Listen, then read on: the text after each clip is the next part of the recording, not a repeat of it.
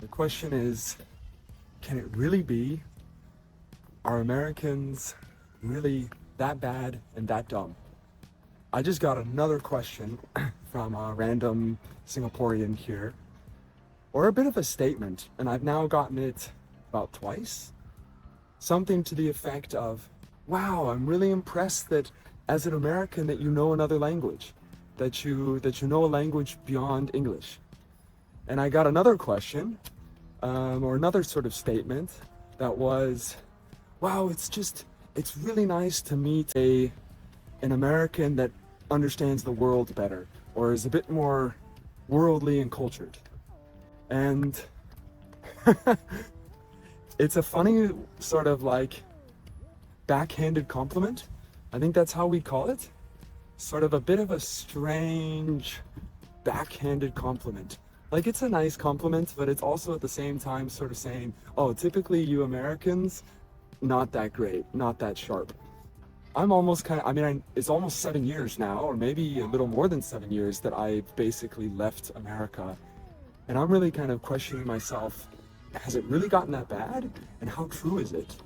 So I kind of doubt it, but I'm curious to hear other opinions.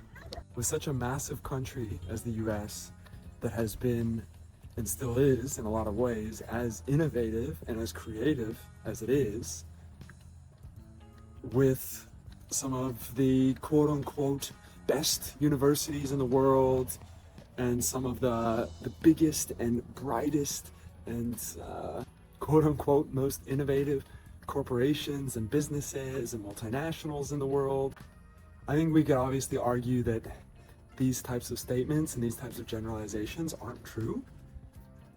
But I don't think I want to necessarily just ignore the fact that there's this general perception and that there's this general sentiment that Americans, life in America is not in a good way. Like, I get that, and I hear that. And so, of course, there's a couple things that can be done, right? Like, we can just ignore this and just say this is a very somewhat ignorant and uninformed person.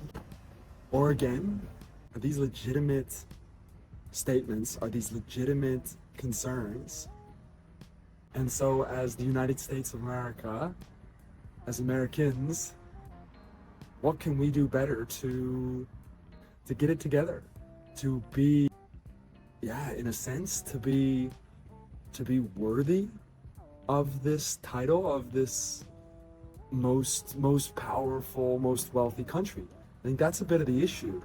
If people said, hey, you guys are incredible and doing incredible things, and we have a very good reason to value and respect that, I don't think that would be an issue, right?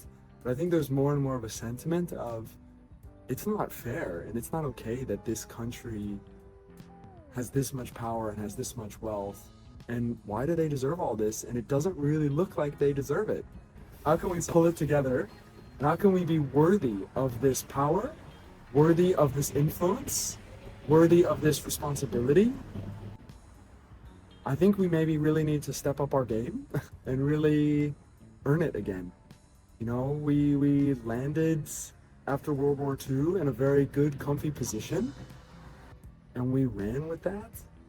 But for a lot of reasons, we don't really, I think it's more and more questionable about if we deserve that level of power and wealth. And it certainly seems like we're not getting the respect and admiration that we once did. I've heard stories, I've met people in Germany and Austria, and this sort of quote unquote, I think like Arnold Schwarzenegger is a great example of this. 30, 40 years ago, they really loved and respected America in a lot of ways.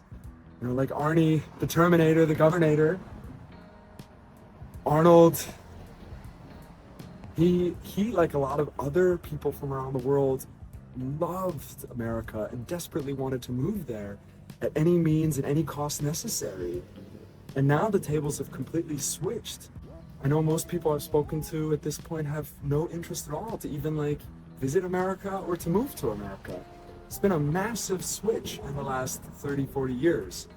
And I think that's our chance to really self-reflect and say, what can we do better?